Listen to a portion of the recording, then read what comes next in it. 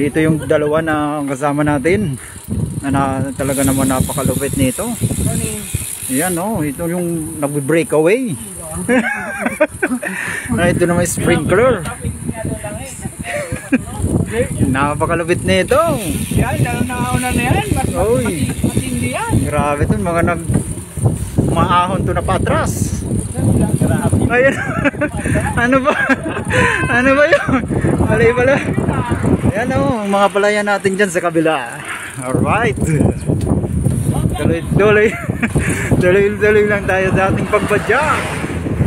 Ang badyak natin ngayon ay 20-20 lang. Dito rin ang gasolina niyan. Grabe. Sana all. Hindi ba? May lakas pa eh. Kinuha niya muna yung magic pins ni Coco. May lakas pa tayo kaya mamaya yon. Meron tayong ano dito, secret weapon.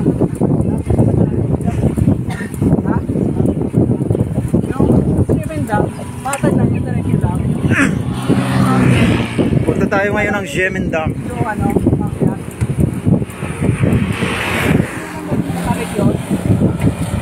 Ganda yung malamig.